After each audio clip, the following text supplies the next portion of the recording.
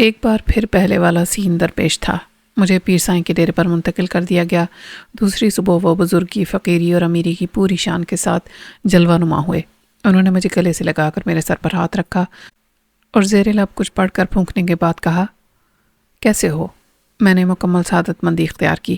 آپ کی دعاؤں کے طفیل سے خیریت سے ہوں اور جو کچھ میں نے پہلے کیا اس پر بہت شرمندہ بھی ہوں۔ وہ میرے سامنے بیٹھ گئے۔ اللہ معاف کرنے والا ہے۔ اب کیا سوچا تم نے؟ کیا چاہتے ہو؟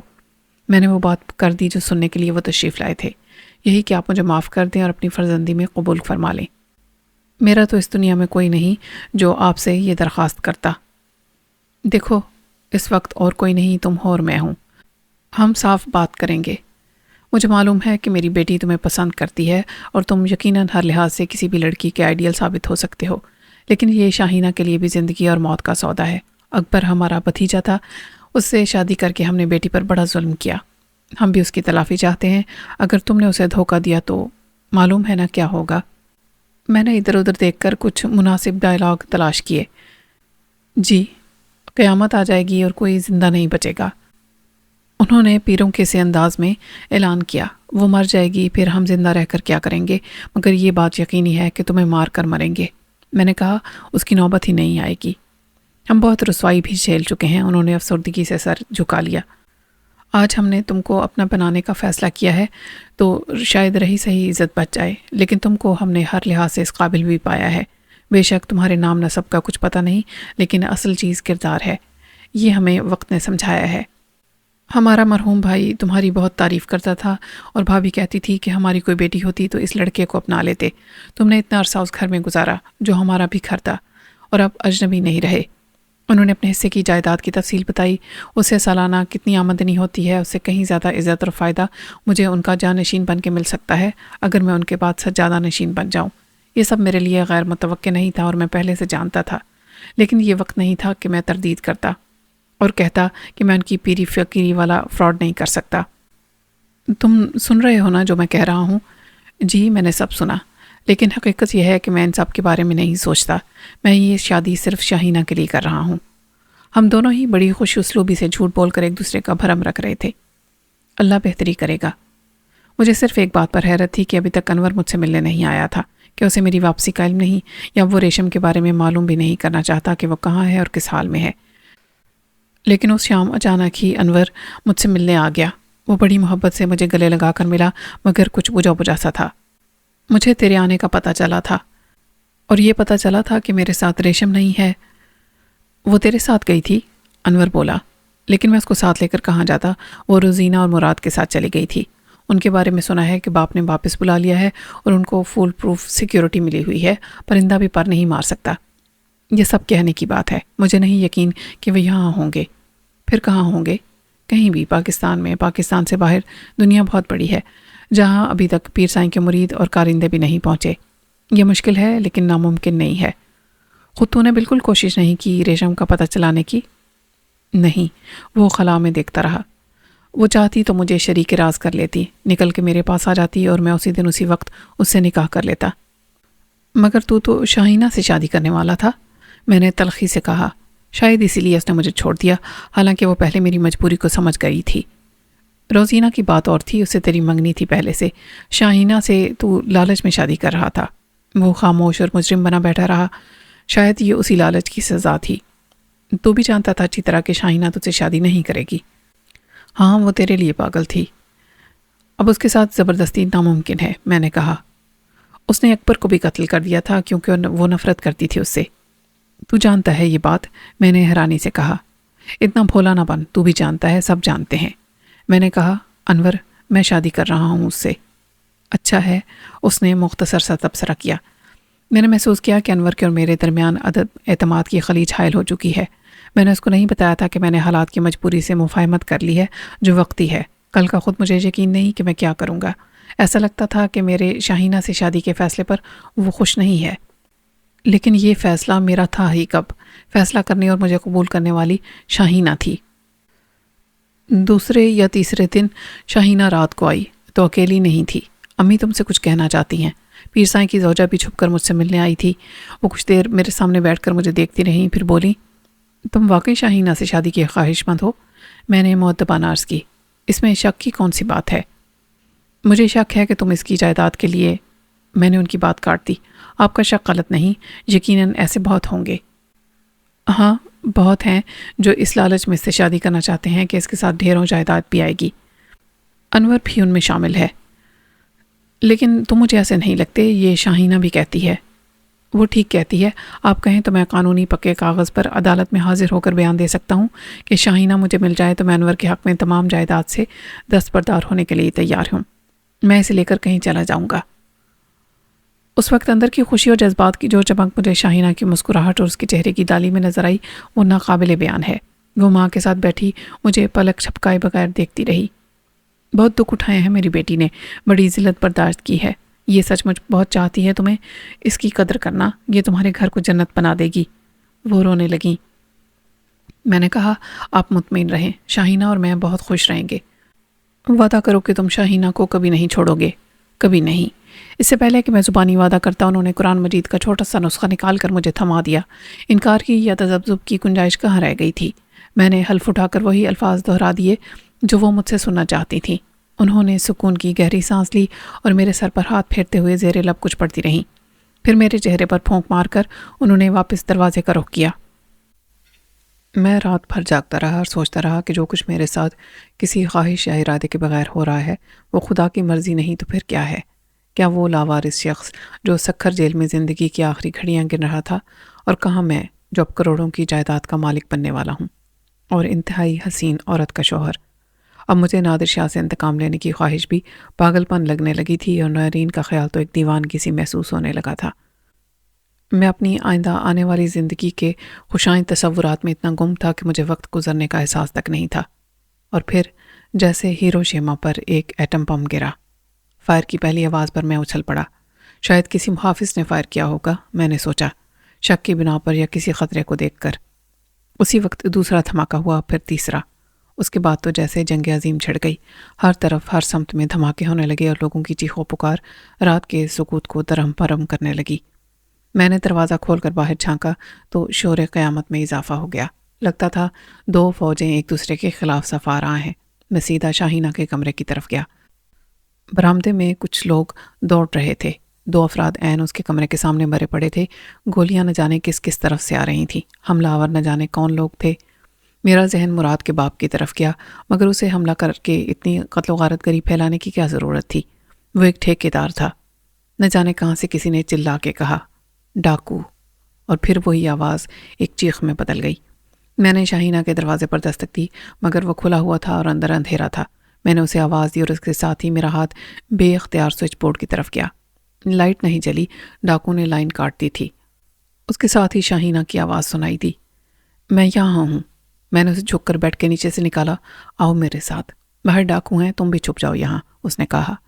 پاگل مت بنو، وہ ہمیں تلاش کر لیں گے، چلو بھاگ جاتے ہیں کسی راستے سے، آؤ میرے پیچھے آؤ۔ میں نے اسے کھینچ کر نکالا تو وہ کانپ رہی تھی۔ میں نے کھلے دروازے سے دیکھا، سامنے کی طرف آگ بھڑک اٹھی تھی۔ دو افراد مخالف سمتوں میں دوڑتے ہوئے فائر کر رہے تھے اور آگ لگا رہے تھے۔ ان کے ہاتھ میں جلتی ہوئی مشعل تھی۔ میں شاہینہ کا ہاتھ تھامے ہوئے باہر نکلا تو اس نے مجھے دوسری طرف کھینچا۔ ہم ادھر سے نکل سکتے ہیں، کچن سے۔ فائرنگ اور دھماکے اب بھی ہو رہے تھے، باہر دھما دھم ہو رہی تھی جیسے کوئی دیوار توڑ رہا ہو۔ میں اس کے ساتھ اندھیرے میں دوڑتا رہا۔ ہم کچن کی ایک کھڑکی سے باہر کودے۔ آگے گلی تھی۔ میں نے جمپ لگا کے 8 فٹ اونچی دیوار کا کنارہ پکڑا اور اوپر چڑھ گیا۔ پھر میں نے اپنا ہاتھ بڑھا کے شاہینہ کا ہاتھ پکڑا۔ وہ ایک جھٹکے میں اوپر آ گئی تھی۔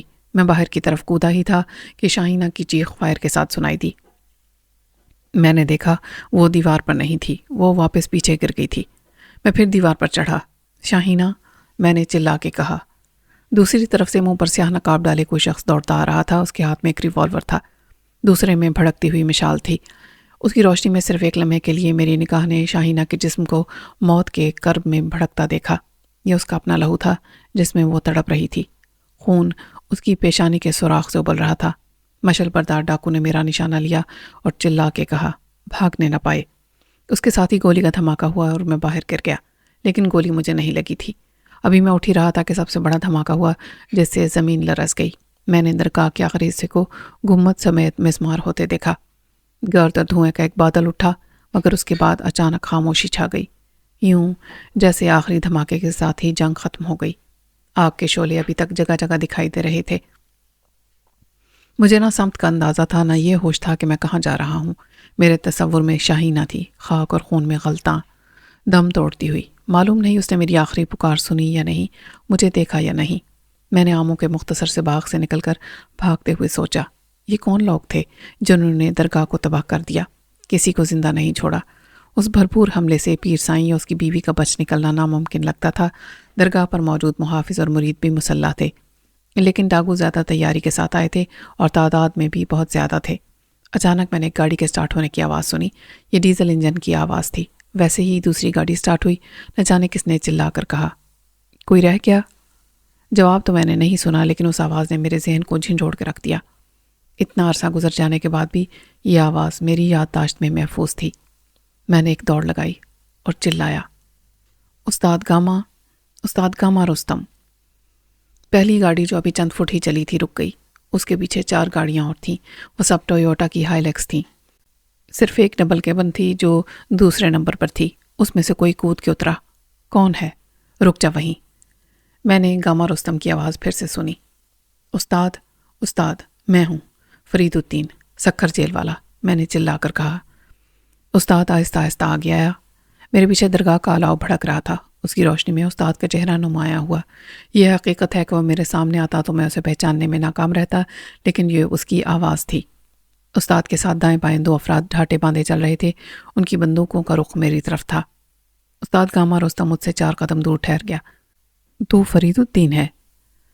اس کے ساتھ آنے والے دونوں ڈاکو میرے دائیں بائیں ہو گئے۔ انہوں نے مجھے تیسری گاڑی میں چڑھا کے میری آنکھوں پر پٹی باندھ دی۔ گاڑی کا انجن غرایا اور گاڑی ایک جھٹکے سے آگے بڑھی۔ میرے دائیں بائیں وہی دونوں موت کے فرشتے موجود تھے اور گاڑی نہ جانے کہاں جا رہی تھی۔ گاڑی خراب تھی اور خراب راستے پر ہچکولوں نے میرا حال برا کر دیا تھا، لیکن مجھے کسی بات کا ہوش نہیں تھا۔ میرے کانوں میں شاہینہ کی آخری چیخ گونج رہی تھی۔ میری نظر اب بھی اسے موت کے عذاب میں بھڑکتا دیکھ رہی تھی۔ اس کا وہ حسن بے مثال ایک عبرت کی تصویر بن گیا تھا۔ پھر مجھے اس کی ماں کی آواز سنائی دی، وعدہ کرو اسے کبھی نہیں چھوڑو گے۔ اور خدا کی مقدس کتاب پر حلف اٹھا کر وعدہ کرنے کے باوجود میں اسے اکیلا چھوڑ آیا تھا۔ گاڑی ایک دم رکی۔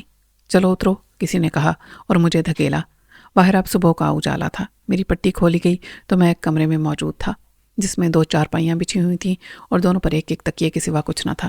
میں ایک پر بیٹھ گیا۔ استاد گاما رستم کہاں ہے؟ میں نے کہا۔ آ جائے گا وہ بھی، تم آرام کرو، ایک نے نرمی سے کہا۔ استاد کہاں ہے؟ میں نے خفگی سے کہا۔ مجھے فوراً اس سے ملنا ہے۔ مجھے ساتھ لانے والے کا رویہ میری خفگی کے باوجود خراب نہیں ہوا۔ ابھی ہم کیا بتائیں کہ وہ کہاں ہیں، کچھ دیر میں معلوم ہو جائے گا۔ کسی چیز کی ضرورت ہے تو ہمیں بتاؤ۔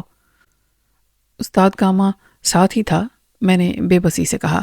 ہاں، لیکن پھر ہم سب الگ ہو گئے تھے۔ یہ میرا گھر ہے، فکر کی کوئی بات نہیں ہے، یہاں تم بالکل محفوظ ہو، میں آتا ہوں۔ یہ کسی نچلے متوسط طبقے کی آبادی تھی یا کوئی گاؤں تھا؟ یہاں عام طور پر گھر ایسے ہی ہوں گے۔ باہر سے کوئی آواز نہیں آ رہی تھی، نہ کسی گاڑی یا موٹر سائیکل کی، نہ انسانوں کی، اور نہ وہ آوازیں جو صبح ہر گھر سے سنائی دیتی ہیں۔ میرا دماغ صدمے سے معاف تھا۔ ابھی تک میرے تصور میں دھماکے گونج رہے تھے اور مٹی کے تیل سے جلنے والے شعلوں کے دھواں کی بو تھی۔ آگ لگانے والوں نے پیر سائیں کے آستانے کو شاید بم یا بارود سے اڑا دیا تھا جو اس کی نچلی منزل پر رکھا گیا ہوگا۔ اس عمارت کے منہدم ہونے کی گڑگڑاہٹ میرے کانوں میں تھی۔ ڈاکو پوری تیاری سے آئے تھے۔ ان کو معلوم تھا عمارت کو کیسے ملبے کے ڈھیر میں بدلنا ہے۔ ان کو معلوم تھا کہ وہ لوٹ مار کیسے کریں گے۔ مال غنیمت ان کا حق محنت تھا۔ وہ عمارت کو ملبے کا ڈھیر نہ بناتے تب بھی لے جاتے، لیکن انہوں نے ایک جعلی پیر کو اس کے محافظوں سمیت مار دیا تھا۔ اس کے لوٹ مار، تشدد اور عصمت دری کے اڈے کو تباہ کر دیا تھا۔ عام حالات میں مجھے ایسی کوئی خبر ڈپریشن میں مبتلا نہ کرتی، لیکن 1 سال میں میرا اس گھر کے لوگوں سے ذاتی تعلق تھا اور کم سے کم 2 افراد میرے نزدیک اس سزا کے مستحق نہیں تھے جو در حقیقت پیر سائیں کے اعمال کی سزا تھی۔ ایک اس کی بیوی اور دوسری اس کی وہ بیٹی جس نے بڑی ہمت، ذہانت اور سخت حالات کا مقابلہ کر کے اپنے مستقبل کے لیے خوشی خریدی تھی۔ قسمت کی خرابی دیکھیے، ٹوٹی کہاں کمند، 2-4 ہاتھ جبکہ لبے بام رہ گیا۔ ایک دیہاتی انداز کی ماڈرن عورت اندر آئی جس کی عمر 20 کے قریب تھی۔ اس کے ہاتھ میں ایک چنگیر تھی اور ایک تھالی۔ چنگیر سے گرم گرم پراٹھے کی خوشبو اٹھ رہی تھی اور تھالی میں خالص مکھن کے ساتھ اچار تھا۔ اس کا شوہر اندر آیا۔ اس نے اب ہاتھ اور منہ دھو کے کپڑے بدل لیے تھے اور کہیں سے بھی ایک ڈاکو نہیں لگ رہا تھا۔ لو جی، آپ نے شروع نہیں کیا ابھی تک؟ میں نے کہا، مجھے صرف چائے چاہیے، ابھی بھوک نہیں۔ ہائے میں مر گئی، عورت نے بڑی ادا سے سینے پر ہاتھ رکھ کے کہا اور پلٹ کر بھاگی۔ چائے رکھی تھی چولہے پر۔ اس کے شوہر نے کہا، 2 نوالے کھا کے دیکھو جی، بھوک لگے گی، چلو جی بسم اللہ کرو۔ میں نے اس کے اصرار سے مجبور ہو کر ایک نوالا توڑا۔ تمہارا نام کیا ہے؟ رفیق۔ وہ بولا، آپ کیسے جانتے ہو استاد کو؟ ہم پہلے ایک ساتھ تھے سکھر جیل میں نے کہا۔ وہ حیران ہوا، تو کیا آپ بھی؟ مگر آپ صورت سے شریف آدمی لگتے ہو۔ وہ تو تم بھی لگتے ہو۔ وہ ہنس پڑا۔ یہ میری گھر والی ہے کلثوم۔ اسے ہاتھ سے پکڑ کے کھینچا اور اپنے ساتھ بٹھا لیا۔ یہ کون سی جگہ ہے؟ میں نے کہا۔ اور استاد کہاں ہے اس وقت؟ دیکھو جی، ساری باتیں آپ اسی سے پوچھنا، میں نہیں بتا سکتا۔ یہ جگہ رحیم یار خان کے نزدیک ہے، ایک چھوٹا سا گاؤں ہے، سڑک یہاں سے کوئی 200-250 کلومیٹر دور ہے۔ ہر کارروائی کے بعد میں یہاں آ جاتا ہوں، اور پھر جب تک کوئی بلائے نہ کچھ نہیں کرتا، بس عیش کرتا ہوں۔ اسے معلوم ہے تم کیا کرتے ہو؟ اس نے اقرار میں سر ہلایا۔ کیا کرتا ہوں؟ ادھر زمین ہے، اپنی شادی کے بعد خریدی ہے، اس میں ہل چلاتا ہوں، فصل اگاتا ہوں۔ اس سے پوچھنا لا حاصل تھا کہ اس نے ڈاکے ڈالنے کا پر کیوں شروع کیے تھے۔ ایک کہانی سب کے پاس ہوتی ہے سنانے کے لیے، سچ جھوٹ کا مکسچر۔ میں نے یہ پوچھنے سے بھی گریز کیا کہ فصل کی آمدنی کافی ہوتی تو وہ ڈاکے کیوں ڈالتا۔ ابھی تک اس نے حلیہ اور لباس نہیں بدلا تھا۔ اس کے الجھے ہوئے گھنگریالے بالوں میں گرد تھی اور چہرے پر تھکن۔ اس کا لباس بھی وہی تھا، بس اس نے منہ چھپانے والا ٹھاٹا اتار دیا تھا۔ اس نے عقیدت مندی سے دونوں ہاتھوں سے میرا ہاتھ تھاما اور بولا، جناب فرید الدین صاحب، آپ کو استاد نے یاد کیا ہے۔ میں جواب دیے بغیر اس کے ساتھ چل پڑا۔ میں نے رفیق اور اس کی جٹی بیوی کو خدا حافظ کہنے کی زحمت بھی نہیں کی۔ میں یہاں اپنی مرضی سے نہیں آیا تھا اور زندگی سے سخت بیزار تھا۔ میں اس گاڑی میں بیٹھ گیا جو خاص طور پر مجھے لینے کے لیے آئی تھی۔ یہ نئے ماڈل کی کرولا تھی، ایئر کنڈیشنڈ اور سیاہ شیشوں والی۔ باہر کے مناظر سائے کی طرح لگتے تھے۔ میں غور ہی نہیں کر رہا تھا کہ مجھے کہاں لے جایا جا رہا ہے۔ 1 گھنٹے کے بعد گاڑی کسی شہر کے مسافات سے گزری جہاں کسی نئی آبادی کے خد و خال تشکیل پا رہے تھے اور جدید طرز کی کوٹھیاں تعمیر ہو رہی تھیں۔ استاد گاما رستم کی شاہانہ رہائش ایسی ہی کسی جگہ پر ہو سکتی تھی۔ میرا خیال اس وقت درست ثابت ہوا جب کار ایک گیٹ کے سامنے رکی اور گیٹ از خود کھل گیا۔ کار کے اندر جاتے ہی دونوں پٹ پھر مل گئے۔ ظاہر ہے یہ خودکار نظام تھا جو سیکیورٹی کیمروں کی مدد سے کنٹرول ہوتا تھا۔ استاد خود باہر موجود تھا۔ اس نے کار سے اترتے ہی مجھے جھپٹ کر گلے لگا لیا۔ اوے فرید، تو زندہ ہے؟ قسم اللہ پاک کی، بہت خیال آتا تھا تیرا۔ میں نے کہا، بس استاد، اللہ کا حکم نہیں ہوا، پہلے پھانسی چڑھنے سے بچ گیا، اور کل بھی۔ وہ مجھے کھینچ کر اندر لے گیا۔ مجھے تو یقین نہیں آتا جب تو نے میرا نام لے کر کہا کہ میں فرید الدین ہوں، سکھر جیل والا۔ میرے لیے بھی یقین کرنا مشکل تھا، اتنے لوگ مارے گئے، پھر میں بچ گیا۔ اس نے مجھے ایک شاندار طریقے پر آراستہ ڈرائنگ روم کے صوفے پر دھکیل دیا اور خود میرے ساتھ بیٹھ گیا۔ قسم اللہ کی، میرے سامنے آتا تو مارا جاتا۔ اس حلیے میں تجھے پہچاننا مشکل تھا، بس آواز تیری تھی۔ میں نے بھی آواز سن لی تھی تمہاری۔ اب تک پکڑے جانے سے ڈرتا ہے؟ یہ کیا حلیہ بنائے پھرتا ہے؟ صحت بھی خراب ہو رہی ہے تیری، کیا کرتا رہا اتنے دن؟ میں نے کہا، ایک ساتھ اتنے سوال؟ بتاؤں گا، سب بتاؤں گا۔ ہاں، ہم تو عادی ہیں، مگر تو اب تک ڈرا ہوا ہے۔ اس نے ہنس کر میری پیٹھ پر تھپ مارا۔ اوے بیغم ہو جا، بیغم ہو جا نمونے۔ بیغم کیسے ہو جاؤں استاد؟ یہ سب کیوں کیا تم نے؟ ابے کیا تو جانتا نہیں؟ میں نے کہا، جانتا ہوں استاد، سب جانتا ہوں، مگر یہ صرف ڈاکہ تو نہیں تھا۔ اتنا قتل و خونریزی، تباہی اور بربادی، یہ سب کس لیے؟ دیکھ فرید، وہاں بہت اسلحہ تھا، وہ حافظ تھے، ان کو نہ مارتے تو وہ ہمیں مار دیتے۔ وہ تو ٹھیک ہے، لیکن اندر عورتیں تھیں۔ اب یہ تو ہوتا ہے فرید، گیہوں کے ساتھ گھن بھی پستا ہے، بم گرے یا زلزلہ آئے، عورتیں اور بچے مرتے نہیں کیا؟ میں نے کہا، نہیں استاد، تم چھپا رہے ہو مجھ سے۔ تم نے اس آستانے کو اڑا دیا، اس کو ملبے کا ڈھیر بنا دیا، ڈائنامائٹ لگا کر یا بارود سے۔ وہ کچھ دیر بعد بولا، ہاں یہ کرنا پڑا۔ کیوں کرنا پڑا؟ میں نے کہا، یہی تو جاننا چاہتا ہوں میں۔ ہم سے کہا گیا تھا۔ تو وہاں کیا کر رہا تھا؟ کب سے تھا؟ پڑھا لکھا آدمی ہے تو؟ میں نے کہا، میں 1 سال سے وہاں تھا، لمبی کہانی ہے، پھر سناؤں گا۔ ایک عورت کو کسی نے گولی مار دی، وہ میرے ساتھ فرار ہو رہی تھی۔ کون تھی وہ عورت؟ تیری بیوی؟ اس نے مجھے غور سے دیکھا۔ بیوی ابھی نہیں بنی تھی، بن جاتی اگر وہ زندہ رہتی۔ او، تو محبت کرتا تھا اس سے؟ پھر تو بڑی زیادتی ہوئی تیرے ساتھ۔ وہ سنجیدہ ہو گیا۔ اسے کیوں لے گیا تھا وہاں؟ اولاد کے لیے، پیر کی قدم بوسی کے لیے، شادی سے پہلے ہی؟ استاد، اسی پیر کی بڑی بیٹی تھی وہ، اور میں محبت نہیں کرتا تھا اس سے، مگر وہ بہت محبت کرتی تھی مجھ سے، اتنی کہ میرے ساتھ مر گئی۔ مجھے بہت دکھ ہے اس کے مرنے کا، تم نہیں سمجھ سکتے۔ اس نے شفقت سے میرے کندھے پر ہاتھ رکھا۔ یار مجھے افسوس ہے، لیکن مجھے کیا پتا تھا، میں کبھی سوچ بھی نہیں سکتا تھا کہ تجھ سے پھر وہاں ملنا ہوگا۔ یہ سب تقدیر کے کھیل ہیں فرید۔ میں نے کچھ دیر کے بعد کہا، یہ گھر تمہارا ہے؟ اس نے اقرار میں سر ہلایا، لیکن یہاں پاس پڑوس کے لوگ مجھے اس نام سے نہیں جانتے جس نام سے تو جانتا ہے۔ میں نے سمجھنے کے انداز میں سر ہلایا۔ میں نے بھی کئی نام بدلے، کئی بار حلیہ بدلا، آج کل ملک سلیم اختر ہوں۔ یہاں کے لوگ مجھے بڑی عزت کے ساتھ ملک غلام محمد کہتے ہیں۔ زیادہ عرصہ نہیں ہوا ہے مجھے یہاں آئے۔ تو نے دیکھا ہوگا کہ یہ نئی آبادی ہے۔ میں نے پہلا کام تو یہ کیا کہ یہاں ایک مسجد بنوا دی۔ اس کے لیے زمین ایک اور بندے نے دی تھی، وہ بھی اپنے چھوٹے گناہوں کو بڑے ثواب کی مٹی میں ڈال کر دفن کرنا چاہتا ہوگا۔ وہ ہنسا۔ یہ دنیا ایسی ہی ہے اب۔ وہ جو نیک نام ہیں یا کامیاب نظر آتے ہیں، جن کی عزت ہے یا کوئی حیثیت ہے، وہ سب رزق حلال سے اور 100% ایمانداری کے راستے پر چلنے والے نہیں ہیں۔ دنیا داری اور دینداری میں اب مشرق و مغرب کا فرق پڑ گیا ہے۔ یہ تو ہے، میں نے اس سے اتفاق کیا۔ یہاں کے لوگ سمجھتے ہیں میں ٹھیکیدار ہوں۔ اب کون نہیں جانتا کہ ٹھیکے کیسے ملتے ہیں اور اس میں کمائی کیسے ہوتی ہے، مگر بڑے بھولے اور بے خبر لوگ ہیں۔ یہاں اپنے ساتھیوں کے ساتھ رہتے ہو ملک صاحب؟ ابے پاگل ہوا ہے، میں بیوی و بچوں والا آدمی ہوں، اور بیٹا فرید اپنے کچھ اصول ہیں جینے کے۔ ایک تو نے بھی دیکھا ہوگا کہ جس سے ملو اخلاق سے ملو، خواہ تم ضرورت مند ہو یا وہ ہو۔ آدمی اخلاق سے دل جیت سکتا ہے، غرور سے نہیں، اور جس کا کام بھی کر سکتے ہو کر دو، پھر دیکھو تمہارے کام کیسے ہوتے ہیں۔ میں اسے دیکھتا رہا۔ تم تو فلسفی ہو استاد۔ ابے کہاں کا فلسفہ، ہم ان پڑھ لوگ ہیں، مگر زندگی کا سبق پڑھا ہے۔ یہاں پر میں اپنی بیوی اور 4 بچوں کے ساتھ رہتا ہوں۔ ابھی سال بھر پہلے آیا تھا۔ اس سے پہلے اس کے باپ کا پرانا مکان تھا، وہ وہیں رہتی تھی۔ یہ جو تجھے لے کر آیا میرا خاص آدمی ہے، ڈرائیور بھی ہے اور محافظ بھی۔ میری عدم موجودگی میں گھر کا خیال رکھتا ہے، بیٹوں کی طرح ہے میرے لیے۔ اچھا اب تو رات بھر کا تھکا ہوا ہے، نہا دھو کے کھانا کھا لے میرے ساتھ، پھر سو جانا۔ مجھے جانا ہے، رات کو آؤں گا، میرے ساتھی انتظار میں ہوں گے، مال غنیمت تقسیم کرنا ہوگا۔ وہ ایک دم اٹھا اور اندر چلا گیا۔ استاد کچھ جلدی میں تھا، وہ دوپہر کا کھانا کھائے بغیر ہی چلا گیا اور کہہ گیا کہ تکلف کی ضرورت نہیں، یہ تیرا ہی گھر ہے۔ مجھے اپنائیت کا یہ احساس تھوڑی دیر کے بعد ہوا، جب میں نہا دھو کر نکلا۔ میں تن کے کپڑوں میں فرار ہوا تھا۔ اس ایڈونچر میں وہ کپڑے برباد ہو گئے تھے۔ استاد ذرا بھاری بدن کا تھا، لیکن مجبوری میں مجھے اسی کے کپڑوں پر گزارا کرنا پڑا۔ کھانے کی میز وسیع ڈرائنگ روم کے آخری حصے میں لگی ہوئی تھی۔ آرائش کے انداز سے کوئی مکین کے بارے میں اندازہ نہیں کر سکتا تھا کہ وہ تاجر ہے، بیوروکریٹ ہے یا ڈاکو۔ فرنیچر، پردے، قالین اور فانوس جب جدید تھے۔ سامان آرائش کا انتخاب بھی خوش ذوقی کا مظہر تھا۔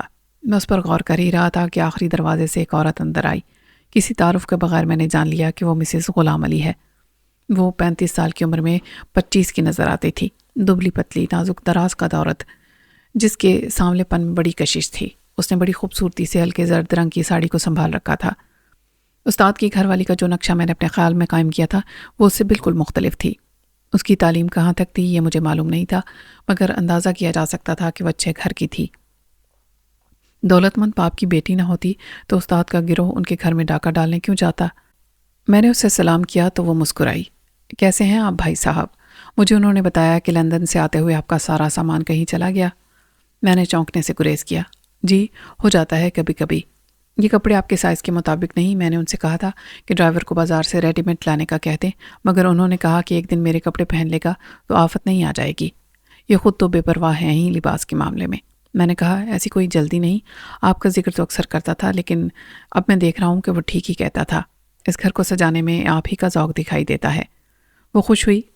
انہیں تو کسی چیز کا شوق نہیں، باہر جاتے ہیں تو مجال ہے کچھ لے کر آئیں گھر کے لیے، سب میں ہی خریدتی پھرتی ہوں یہاں وہاں سے۔ کھانا لگوا دوں آپ کے لیے؟ کھانا ایک ملازمہ نے لگایا اور وہ میرے ساتھ شریک ہوئی۔ اس کے اعتماد نے مجھے بے حد متاثر کیا تھا۔ شاید ایسی ہی عورت استاد گاما رستم کو بھی غلام بنا کے رکھ سکتی تھی۔ اس کی زندگی کا یہ تضاد حیران کن تھا۔ کہاں وہ خطرناک ڈاکوؤں کے گروہ کا سردار جو جیل کاٹ چکا تھا اور تختہ دار تک پہنچ جاتا اگر ساتھیوں سے چھڑا نہ لے جاتے، کہاں یہ طبقہ اشراف کی نظر آنے والی بیگم صاحبہ ٹائپ شائستہ عورت۔ لیکن جوڑے آسمانوں پر بنتے ہیں۔ فلمی رومانس کے مقابلے میں استاد کی کہانی کتنی مختلف اور عجیب تھی۔ اب اسے اور کیا کہا جا سکتا ہے کہ حوالات میں بند ڈاکو ایک خودکشی کرنے والی لڑکی پر مر پٹا اور ہسپتال جا کر اس کے قدموں میں سر رکھ دیا۔ میرا دماغ انتشار کا شکار تھا۔ تصور میں بار بار وہی مناظر گھوم رہے تھے جو میں نے فرار کے وقت دیکھے تھے۔ اس میں میرا نقصان ہوا تھا تو ذمہ دار استاد نہیں تھا، وہ مجھے وہاں سے نکال لایا تھا۔ ورنہ اس تمام خون ریزی میں اگر میں بچ جاتا تو وہاں کیسے ٹھہرتا؟ مجھے ہر صورت اسی طرح فرار ہونا پڑتا، ورنہ پولیس کے ہتھے چڑھ جاتا۔ سارا دکھ مجھے شاہینہ کا تھا۔ وہ شوہر کی قاتل تھی اور خطرناک حد تک ذہین تھی، بالکل اپنے باپ کی طرح، لیکن میرے لیے تو اس نے اپنا سب کچھ قربان کر دیا تھا، اپنی انا، اپنا غرور، اپنا حسن و شباب، اور مجھے حاصل کرتے کرتے وہ خود نہ رہی تھی، صرف اس کا تصور رہ گیا تھا۔ ایک البم تھا جس میں اس کے ساتھ گزر جانے والے وقت کے ان گنت لمحوں کی جیتی جاگتی تصاویر تھیں۔ اب دل کو سمجھائے بنا چارہ نہیں تھا کہ اپنا نوشتہ تقدیر قبول کرنا ہی پڑتا ہے۔ جو ہو رہا تھا اچھا تھا، جو نہ ہو سکا شاید اس میں کچھ بہتری تھی۔ میں جاگا تو رات ہو چکی تھی، 6 گھنٹے کی نیند نے مجھے ذہنی اور جسمانی طور پر تازہ کر دیا تھا۔ میں اس بیڈ روم سے نکلا جو مجھے دے دیا گیا تھا تو استاد اور اس کی بیوی کے ہنسنے کی آوازیں آ رہی تھیں۔ میں دروازہ کھٹکھٹا کر اندر چلا گیا۔ وہ دونوں صوفے پر بیٹھے چائے پی رہے تھے۔ آؤ بھائی، کچھ فرق پڑا سونے سے؟ اس کی بیوی نے پوچھا۔ چائے پئیں گے آپ یا کافی؟ کافی نہیں پی عرصے سے، میں نے کہا اور وہ اٹھ کر اندر چلی گئی۔ میری بیوی بہت اچھی کافی بناتی ہے، وہ بولی، اور تم اسے بہت اچھا بے وقوف بناتے ہو۔ میں تو یہ سمجھنے سے قاصر ہوں کہ وہ تمہارے جھوٹ کو سچ کیسے مان لیتی ہے۔ ذہین اور سمجھدار عورت ہے، میں نے کہا۔ شاید اسی لیے مان لیتی ہے کہ سمجھدار ہے، نہیں مانے گی تو کیا ہوگا؟ گھر خراب ہوگا، ہر وقت لڑائی جھگڑے ہوں گے۔ مرد تو سالہ کتے کی دم ہوتا ہے، اسے عورت کیا سیدھا کرے گی؟ اچھا ہے اسے جیسا ہے جو ہے کی بنیاد پر قبول کر لے، اور محبت میں ہوتا بھی تو یہی ہے۔ میں نے اسے غور سے دیکھا۔ یعنی تمہیں بھی شک ہے؟ وہی جو مجھے ہوا کہ حقیقت جانتی ہے وہ، مگر کیا کرے اگر یقین نہ کرے؟ اسے بدل تو نہیں سکتی۔ اس نے موضوع بدل دیا۔ وہاں تو قیامت مچی ہوئی ہے، سینکڑوں لوگ آس پاس کے دیہات اور شہروں سے پہنچ گئے ہیں اور پولیس پر بڑا دباؤ ہے۔ یہ کوئی عام ڈکیتی کی واردات نہیں تھی، پولیس جانتی ہے، مگر وہ خود بھی یہ مشہور کر رہے ہیں کہ اس کے ذمہ دار مخالفین ہیں۔ اور جو مرے وہاں، ان کا کیا ہوا؟ کیا ہونا تھا؟ دوپہر تک لاشوں کا پوسٹ مارٹم ہو گیا، جو ایک قانونی کارروائی تھی۔ مجھے ایک مخبر نے اطلاع دی ہے کہ پولیس لاشیں بھی لے کر نہیں گئی تھی، اسپتال سے رپورٹیں آ گئیں۔ عصر کے بعد وہیں نماز جنازہ ہوئی۔ کتنے تھے مرنے والے؟ 17، 8 عورتیں، 9 مرد، ایک تو ہوگی پیر سائیں کی بیوی اور دوسری بیٹی۔ باقی ملازمائیں ہوں گی۔ تہخانے میں خطرناک مریض بھی رکھے جاتے تھے، ان کے جن سرکش ہوتے ہیں اور انہیں تشدد سے بھگانا پڑتا ہے دھونی دے کر۔ وہاں تو اتنا سونا چاندی تھا کہ میں سوچ بھی نہیں سکتا تھا۔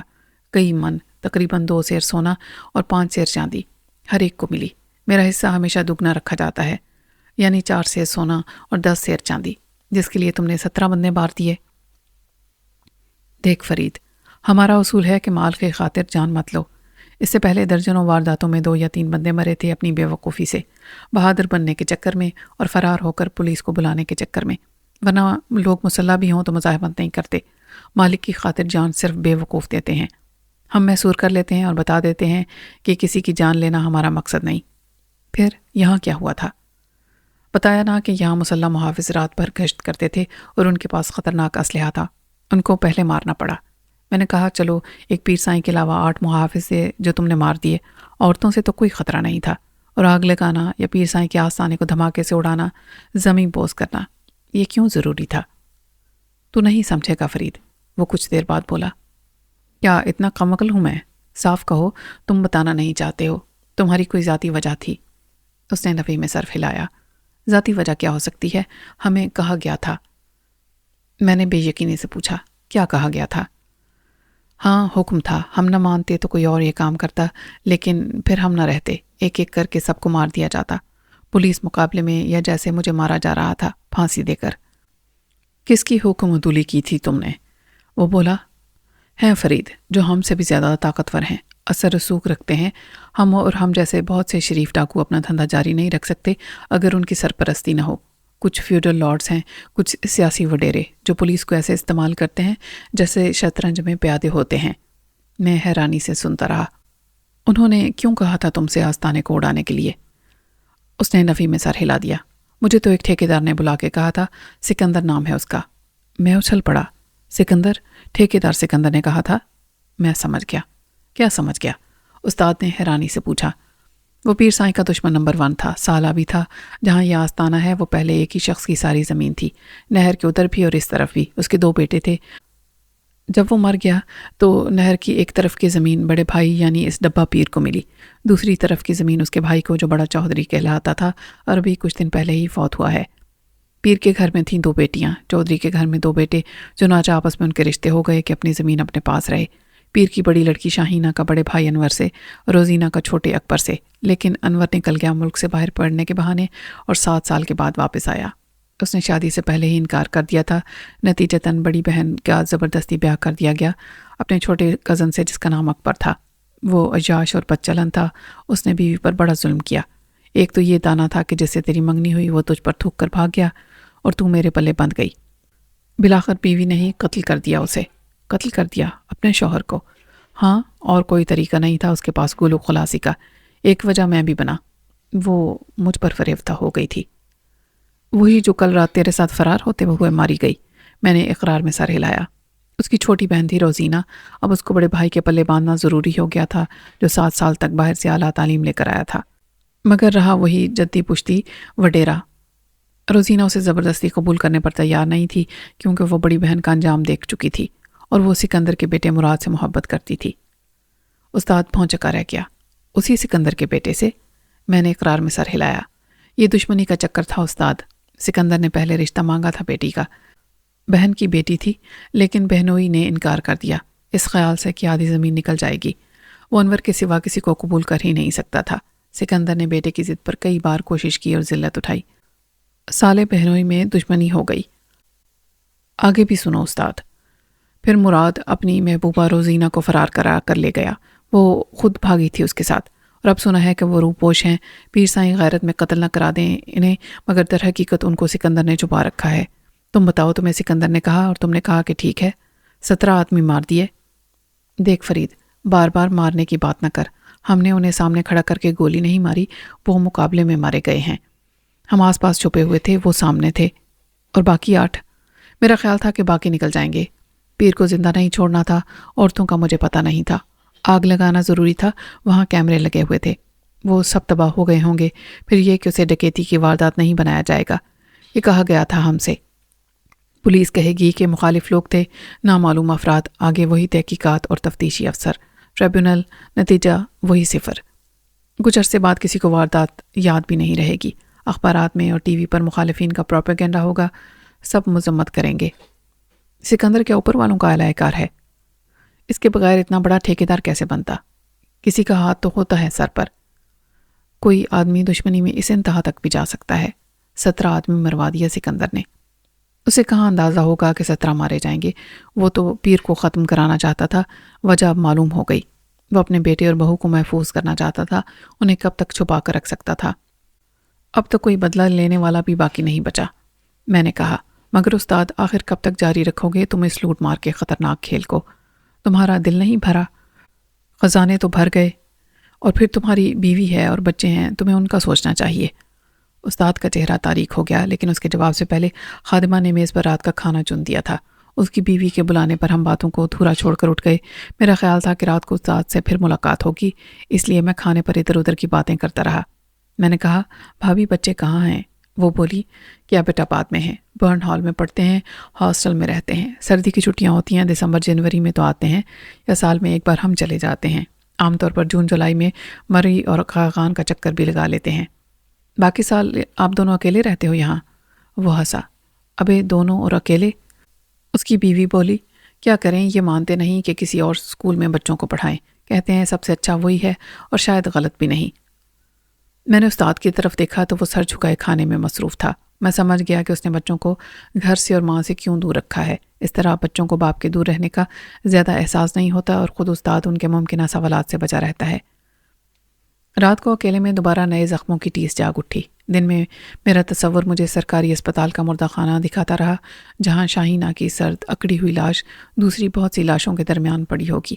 اب میں نے قبرستان کا منظر دیکھا، جہاں وہ مٹی کے ایک ڈھیر کے بہت نیچے کفن اوڑے سو رہی تھی۔ ابھی میں سونے کا ارادہ کر ہی رہا تھا کہ استاد آ گیا۔ تو جاگ رہا ہے فرید؟ تمہیں بھی تو نیند نہیں آ رہی؟ سونا چاہتا تھا، نیند نہیں آئی۔ اسے سوتا چھوڑ کر آ گیا۔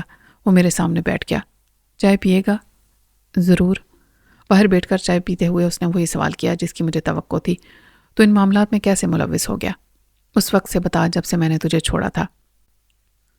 میں نے اسے اپنی کہانی سنانی شروع کی تو پتہ ہی نہیں چلا کہ کب صبح ہو گئی۔ کہیں قریب کی مسجد سیاذان کی آواز نے فضا کے سکوت کو توڑا تو ہمیں خیال آیا کہ رات ساری گزر گئی ہے۔ ہم دیر سے سوئے تھے تو دیر سے اٹھے۔ میں پہلے جاگا اور گھڑی دیکھی تو 10 بجے تھے۔ غسل کر کے باہر نکلا تو استاد کی بیوی لاؤنج میں ایک ملازمہ سے صفائی کروا رہی تھی۔ آپ پہلے چائے پئیں گے یا پھر ناشتہ کریں گے؟ وہ بولی۔ میں نے کہا استاد گاما رستم جاگ جائے تو ناشتہ کریں گے۔ گاما رستم؟ وہ کچھ حیران ہوئی۔ تم ملک صاحب کو اس نام سے پکارتے ہو؟ وہ تو دوپہر کے بعد اٹھیں گے۔ استاد کا نام بے خیالی میں میری زبان پر آ گیا تھا۔ میں نے کہا بے خیالی میں میرے منہ سے نکل گیا۔ دراصل اس کو پہلوان بننے کا بڑا شوق تھا، ہم مذاق کرتے تھے اس کے ساتھ۔ مگر گاما بھی اور رستم بھی؟ اور اگر بے تکلف دوست ہو تو پھر استاد کیوں کہتے ہو؟ وہ بظاہر میری طرف دیکھے بغیر بات کرتی رہی اور ملازمہ کو دیکھتی رہی کہ وہ حرام خوری تو نہیں کر رہی۔ پھر میرا جواب سنے بغیر ہی کچن کی طرف چلی گئی۔ میں ناشتے کا کہہ دوں۔ میں نے لاؤنج میں خاموش رکھے ٹی وی کو آن کیا۔ میں گزشتہ روز کی واردات کی خبر دیکھنا چاہتا تھا۔ میں نے سارے چینل دیکھے مگر مایوسی ہوئی۔ اتنے میں استاد کی بیوی پھر سے نمودار ہوئی۔ آئے ناشتہ کر لیں۔ میں نے بھی نہیں کیا۔ میں نے کہا آپ کے گھر میں کون سا اخبار آتا ہے؟ کوئی بھی نہیں۔ کیا کرنا ہے اخبار پڑھ کے؟ وہی سیاستدانوں کے بیانات اور سرکاری سچ۔ سچی بات تو یہ ہے کہ مجھے دلچسپی نہیں، یہ کبھی ہوں تو بازار سے آ جاتا ہے، پڑھتے یہ بھی نہیں۔ میں نے کہا مجھے عادت ہے، یہاں اخبار کہاں سے ملے گا؟ میں ابھی بھیجتی ہوں ڈرائیور کو، جہاں سے بھی ملے گا وہ لے آئے گا۔ آپ کب سے جانتے ہیں ملک صاحب کو؟ میں اب جھوٹ بولنے کے لیے مستعد ہو گیا۔ 10-12 سال سے۔ انہوں نے کبھی ذکر نہیں کیا آپ کا یا کسی بے تکلف دوست کا؟ آپ لوگوں کو دیکھا کہ ساری رات باتیں کرتے رہے۔ اچھا، آپ کو معلوم ہو گیا تھا؟ وہ مسکرائی۔ لگتا ہے شادی نہیں ہوئی ابھی تک آپ کی۔ بالکل صحیح اندازہ ہے آپ کا۔ آپ کے دوست اور آپ کی عمر میں کافی فرق ہے۔ ملک صاحب کی شادی کو تو 15 برس ہو گئے۔ آپ ابھی تک ویسے ہی پھر رہے ہیں؟ میں نے کہا فرق تو ہے پر زیادہ نہیں، میں 30 کا ہوں، وہ 45 کے ہیں۔ 15 سال کا فرق کم نہیں ہوتا۔ آپ لوگ کلاس فیلو تو ہو نہیں سکتے، کالج کی صورت انہوں نے دیکھی نہیں۔ آپ کے بارے میں بتا رہے تھے کہ آپ ایم اے پاس ہیں۔ جی، سب پرائیویٹ کیا میں نے۔ دوستی میں عمر تو نہیں دیکھی جاتی، دراصل والدین بچپن میں فوت ہو گئے تھے، بڑے بھائی نے پالا، وہ بھی ایک حادثے میں مارے گئے، تو پھر ملک صاحب نے میری بہت مدد کی تھی۔ میں بڑے بھائی کی جگہ سمجھتا ہوں انہوں نے کبھی بھی مجھے یہ سب نہیں بتایا، اور میرا خیال ہے آپ کے سوا کوئی دوست میں نے دیکھا بھی نہیں۔ آتے ہیں ملنے والے پرانے محلے دار اور اب نئے، یا وہ جن کے ساتھ یہ کاروبار کرتے ہیں، کہتے ہیں میں نے منع کر رکھا ہے، اور ٹھیک بھی ہے، بزنس کی بات باہر۔ ویسے بہت سوشل ہیں لیکن دوستی ان کی کسی سے نہیں، ویسی تو نہیں جیسی آپ کے ساتھ ہے۔ آپ نے شادی کیوں نہیں کی؟ میں ہنس پڑا۔ اتنی دیر تو نہیں ہوئی آپ سے ملے، لیکن آپ ایسے پریشان ہیں جیسے مائیں ہوتی ہیں۔ کیا کوئی لڑکی ہے آپ کی نظر میں؟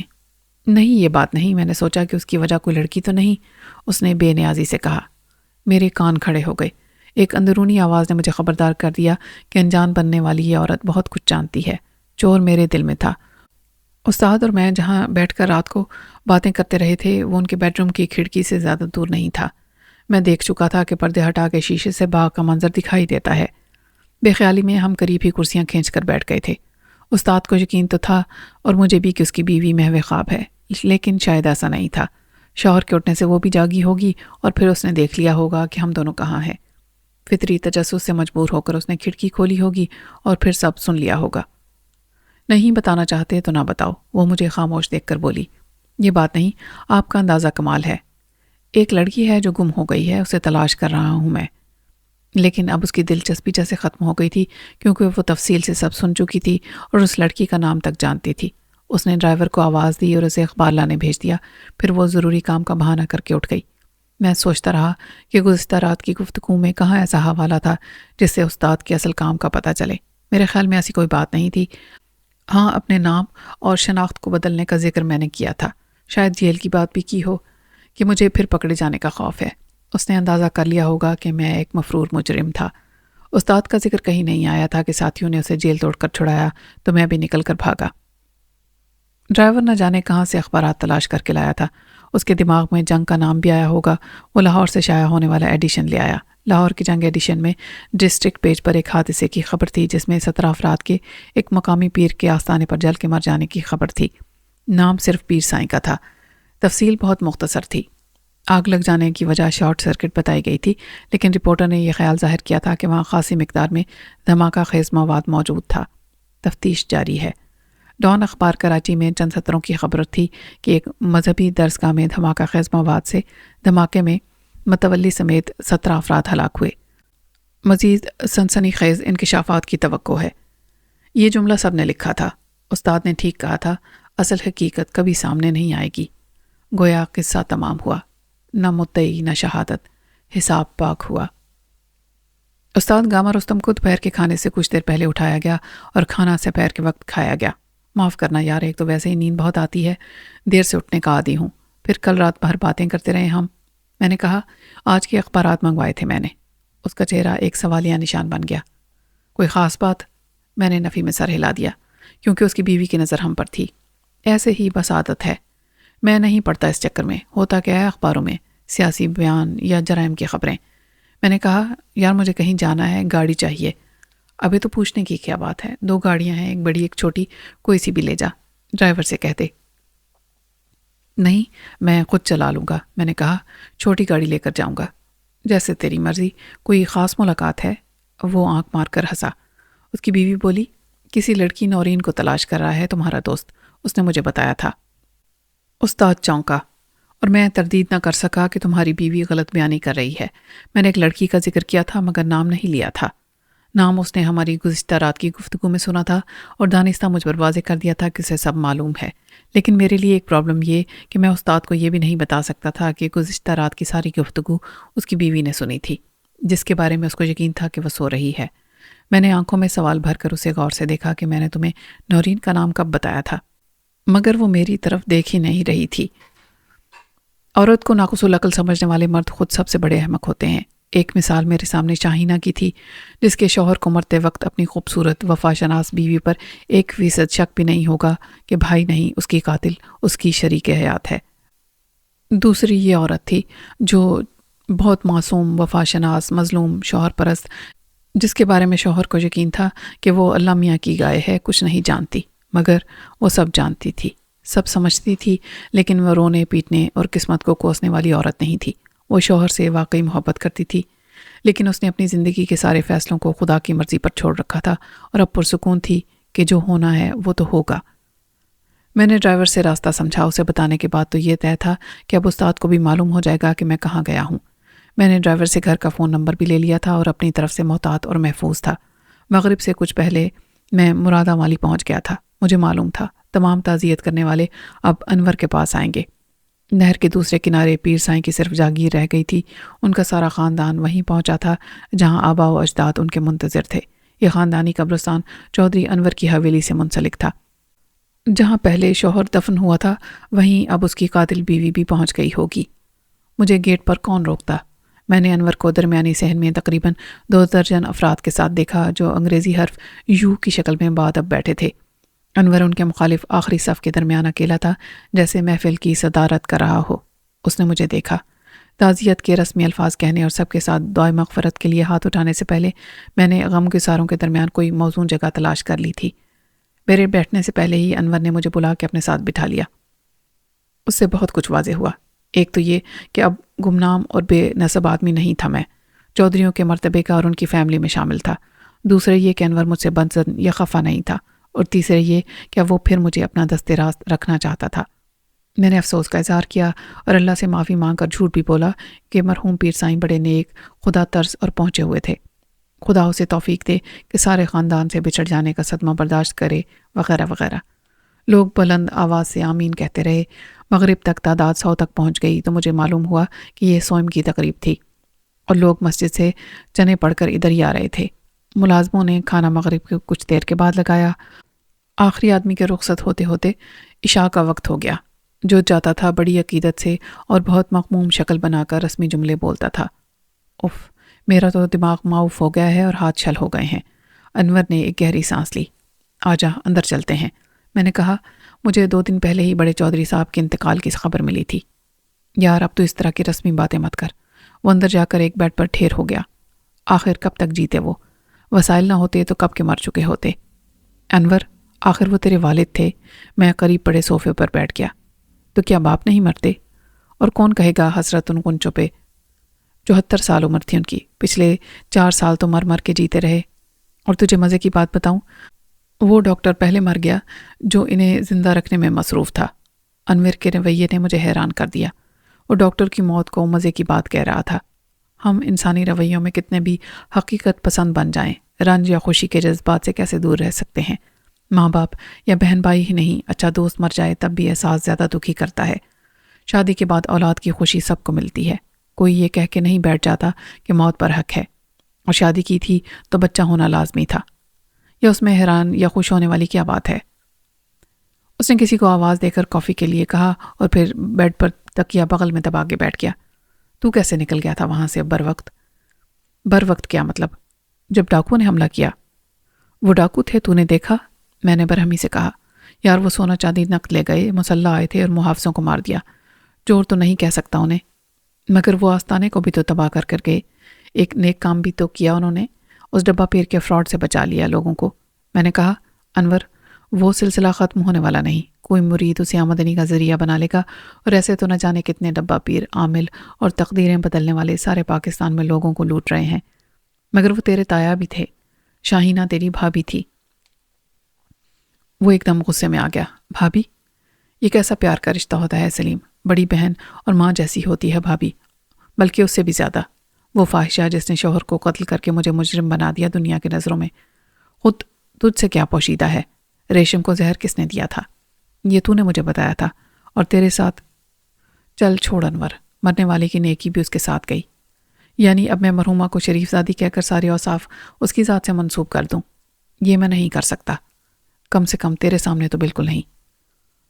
خود اس کے ساتھ کتنا ظلم ہوا تھا یہ بھی تو دیکھ، تو نے اسے ٹھکرا دیا۔ شوہر اسے ٹھکرائی ہوئی عورت کہہ کر خوب ذلیل کرتا تھا۔ وہ تلخی سے بولا، کمال ہے، یہ تو کہہ رہا ہے اس لیے کہ اب تو اس سے شادی کر رہا تھا، اس لیے؟ دیکھ انور، یہ مت کہنا میں جائیداد کے لالچ میں اسے شادی کرنا چاہتا تھا، ورنہ میں ابھی چلا جاؤں گا، تیرا میرا تعلق ختم ہو جائے گا۔ اس کی محبت سے میں نہیں انکار کر سکتا جو اس کو مجھ سے تھی۔ میں یہ نہیں کہہ سکتا کہ میں بھی محبت کرتا تھا اس سے۔ کہتے ہیں جنگ اور محبت میں سب جائز ہے، سو اس نے بھی جائز سمجھ لیا۔ وہ حیرانی سے مجھے دیکھنے لگا۔ تو واقعی اس سے محبت کرنے لگا تھا؟ نورین کو بھول گیا تھا؟ دیکھ انور، یہ میری نہیں اس کی محبت تھی جس نے مجھے ہر طرف سے محصور کر لیا تھا۔ ہتھیار ڈال دیے تھے میں نے بالآخر، مایوس ہو کر۔ یہ نورین جیسی محبت نہیں تھی۔ میں قائل ہو گیا تھا اس کی محبت کا جو صرف میرے لیے تھی۔ مجھے ترس آ گیا تھا اس پر، اور مجبوری یہ بھی بن گئی تھی کہ نورین نہیں ملی مجھے۔ شاہینہ بری صورت نہیں تھی، تو بھی مانے گا وہ کتنی خوبصورت اور پرکشش عورت تھی۔ وہ مجھے ہر سکھ دے سکتی تھی، میرے لیے ہر قربانی دے رہی تھی۔ اس لیے میں اداس ہوں شاہینہ کے لیے۔ خاموشی کے ایک مختصر وقفے میں ہم نے کافی ختم کی۔ اب کیا سوچا ہے تو نے؟ انور بولا۔ ابھی تک کچھ نہیں سوچا، اگر تیری مراد مستقبل کے پلان سے ہے۔ پرسوں سے اب تک کہاں تھا تو؟ وہیں تھا اور کہاں؟ حملے کے وقت تو اندر تھا۔ وہ متعجب ہوا۔ قسمت اچھی ہے کہ نکلنے کا موقع مل گیا تجھے۔ میں شاہینہ کے ساتھ ہی نکل رہا تھا، وہ ماری گئی میری نظروں کے سامنے، اور میں کچھ بھی نہ کر سکا۔ ایک جگہ چھپا رہا، بعد میں پولیس کے ڈر سے بھی نہیں نکلا۔ اس نے ایک دم اٹھ کے میرے کندھے پر ہاتھ مارا۔ چل چھوڑ، اب تو محفوظ ہے، میں کہہ دوں گا کہ تو میرے ساتھ تھا۔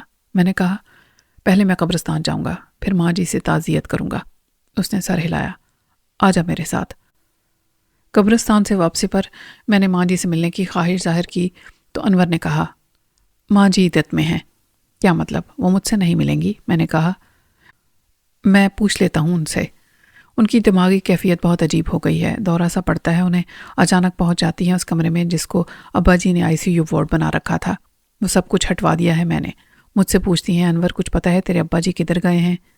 گئے ہوں گے اس ڈاکٹر کے ساتھ۔ کبھی کہتی ہیں، انور چل اب چھوڑ، تو بڑا ہے، اکبر کو بڑی سزا مل گئی، اس کو آزاد کر دے۔ میں نے کہا یہ تو فطری سی بات ہے۔ اس وقت جب وہ ماں جی سے پوچھنے گیا ہوا تھا کہ ملک سلیم اختر ملنا چاہتا ہے، اسے آنے دوں، میں نے محسوس کیا کہ میرا رکنا فضول ہے۔ یہاں آج بھی میں اجنبی ہوں، اس گھر کا بیٹا نہیں ہوں انور کی طرح، شاید مجھے آنا ہی نہیں چاہیے تھا، میں نے سوچا، اور ایک دم پلٹ کے گیٹ سے باہر نکل گیا جہاں میری لائی ہوئی کار کھڑی تھی۔ ابھی تک انور نے اسے نہیں دیکھا تھا۔ میں گاڑی کو موڑ کے جس راستے سے آیا تھا اسی پر بھاگ نکلا۔ انور نے واپس آ کر مجھے غائب دیکھا ہوگا تو پوچھا ضرور ہوگا گیٹ پر کھڑے گارڈ سے، اور اس نے بتا دیا ہوگا کہ وہ تو جس گاڑی میں آئے تھے اسی میں واپس چلے گئے اور کچھ بتا کر نہیں گئے۔ اس کے بعد انور سمجھ جائے گا کہ میں لوٹ کر آنے والا نہیں ہوں۔ رات کے 11 بجے میں نے ملک غلام محمد کی کوٹھی میں گاڑی روکی۔ وہ میاں بیوی چاندنی رات میں لان میں کرسیاں ڈالے بیٹھے تھے۔ میں قریب گیا تو بھابھی نے پوچھا، کہاں سے آ رہے ہیں؟ کھانا کھایا یا نہیں؟ میں کھانا کھاؤں گا، میں نے کہا، اور اسی کرسی پر گر گیا جس پر سے بھابھی اٹھ کر اندر چلی گئی تھی۔ اس نے مجھے غور سے دیکھا۔ تو وہاں گیا تھا، کوئی بات ہوئی؟ نہیں، بات کیا ہوتی، مجھے نہیں جانا چاہیے تھا، میں نے کہا۔ انور ضرور روکتا، مجھے بحث کرتا، شاید زبردستی پر اتر آتا۔ پھر استاد، جو اچھا آدمی نہ ہو کیا وہ اچھا دوست بن سکتا ہے؟ ضرورت کے وقت لوگ گدھے کو بھی باپ بنا لیتے ہیں۔ اسے میری ضرورت تھی تو اس نے بھی، اور مرحوم چودھری نے بھی بڑی اپنائیت دی، مجھے تحفظ دیا، اپنوں کی طرح اعتماد کیا۔ لیکن ہزار اپنائیت کا اظہار ان کی طرف سے ہو، میں ان کی خاطر جان بھی دے دوں تب بھی غیر ہی رہوں گا، ان کے خاندان کا نہیں ہو جاؤں گا، کیونکہ میرے حسب نسب کا پتہ نہیں۔ میں حیران ہوں، اتنا عرصہ باہر رہ کر اور اتنا پڑھ کر بھی انور وہی رہا، اس کی سوچ نہ بدلی، وہ بالآخر وہی فیوڈل لارڈ رہا، خاندانی جاگیردار، اپنی نسلی برتری اور حاکمیت پر نازاں۔ استاد نے سر ہلایا۔ اب احساس ہوا تجھے، یہ زندگی کا تجربہ ہے، ڈگری کا نہیں۔ میں محسوس کرتا ہوں کہ پیر صاحب اس نسلی برتری کے خول سے نکل آئے تھے۔ اس نے اپنی بیٹی مجھے دینا قبول کر لیا تھا، اچھے کردار اور اچھے حسب نسب کے فرق کو سمجھ لیا تھا۔ ابے ہوا کیا؟ اس نے کچھ کہہ دیا؟ بات معمولی ہے استاد، لیکن اس وقت دل میں چپ گئی۔ مرحوم بڑے چودھری نے ہمیشہ کہا کہ تو بیٹوں جیسا ہے، پڑھا لکھا، سمجھدار، ذہین ہے، یہ ہے وہ ہے، مگر بیٹا تو نہیں ہوں نا میں، یہ تو حقیقت ہے۔ آج میں گیا تھا شاہین آگے قبر پر فاتحہ پڑھنے، اس نے جان دے دی بالآخر میرے ساتھ، میرے لیے، اور انور سے تعزیت کی رسم بھی پوری کرنی تھی۔ اس کا باپ مر گیا تھا اور تایا بھی، ماں بیوہ ہو گئی تھی اور عدت کے دن پورے کر رہی تھی۔ میں نے کہا کہ ان سے مل لوں۔ جواب میں انور نے کہا کہ عدت کے دنوں میں وہ شاید کسی نامحرم سے نہ ملے۔ یہ بات میرے دل میں چپ گئی۔ میں غیر اور نامحرم ہوں، بیٹے جیسا ہوں، بیٹا نہیں ہوں۔ ماں جی کہتا تھا ہمیشہ انہیں، لیکن وہ میری ماں نہیں ہے۔ بس میں بغیر بتائے بھاگ آیا۔ اس کی بیوی ایک ٹرے میں کھانا سجا کے لے آئی تھی۔ کھانے کے بعد میں سونے کے لیے اپنے کمرے میں چلا گیا تھا۔ اس رات مجھے پھر سے نورین کا خیال آیا تو میں بڑا شرمسار ہوا۔ نگری نگری پھرا مسافر، گھر کا رستہ بھول گیا۔ جب زمانے نے دھتکارا تو گھر یاد آیا، اور گھر والے پھر گلے لگا کے کہتے ہیں کہ صبح کا بھولا شام کو لوٹ آئے تو اسے بھولا نہیں کہتے۔ زندگی کی لائن جہاں سے ٹوٹی تھی وہیں سے یہ سفر پھر شروع ہو رہا تھا۔ لگتا تھا ابھی کل کی بات ہے جب میں اور استاد جیل سے فرار ہوئے تھے۔ ہم کہیں نہیں گئے تھے، یہیں لوٹ آئے تھے۔ اگلے روز جب میں اٹھا تو ایک پرتکلف ناشتہ میرا انتظار کر رہا تھا۔ ناشتے کے بعد بھابھی نے کہا، اچھا سنو، مجھے ذرا مارکیٹ تک جانا ہے، پھر سریا کی طرف جاؤں گی، ہو سکتا ہے واپسی میں دیر ہو جائے، تم کھانا کھا لینا، میرا انتظار مت کرنا۔ میں نے کہا، شام تک کا کھانا ہم نے اپنے پیٹ میں بھر لیا ہے، اب شام تک چھٹی۔ اگر استاد کی بیوی یہ موقع فراہم نہ کرتی تو میں اسے خود کسی بہانے سے باہر لے جاتا، لیکن ایسا لگتا تھا کہ خود استاد بھی موقع کی تلاش میں تھا۔ ہم پیٹ بھرے مگر مچھوں کی طرح اس کے بیڈ روم میں دراز تھے، اور میں سوچ رہا تھا کہ ابتدا کیسے کروں کہ وہ خود ہی بولا، یار فرید، میرا مطلب ہے سلیم، ایک بات ہے جو تجھ سے کرنی تھی۔ فرماؤ استاد، یہ تکلف کیسا؟ وہ بات ہی کچھ ایسی تھی، بہت دن سے ہے میرے دل میں، مگر کہتا کس سے؟ میں نے کہا، کمال کرتے ہو، تمہاری بیوی ہے، تمہارے پرانے ساتھی ہیں ملک صاحب۔ اس نے نفی میں سر ہلایا۔ ابے نہیں، ایسا کوئی نہیں جس کے سامنے دل ہلکا کرتا، بھروسہ کرتے ہوئے بات کرتا تو وہ بھی اچھا مشورہ دیتا۔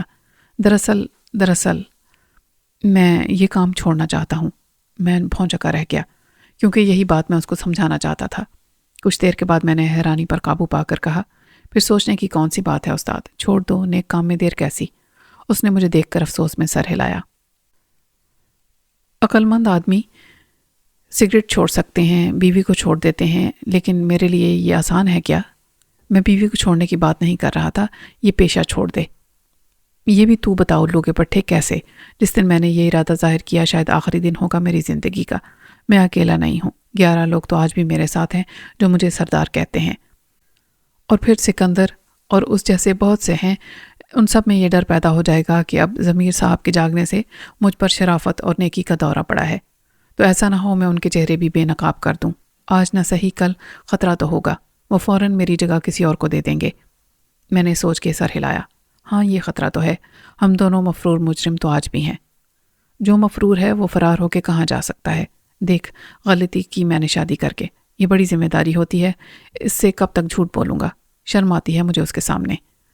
تو جانتا ہے وہ کسی بات کا یقین نہیں کرتی، جانتی ہے کہ تو جھوٹ بول رہا ہے۔ اس کا چہرہ خفت سے زرد پڑ گیا۔ تجھے کیسے معلوم ہوا؟ میں نے کہا، کیا یہ غلط ہے؟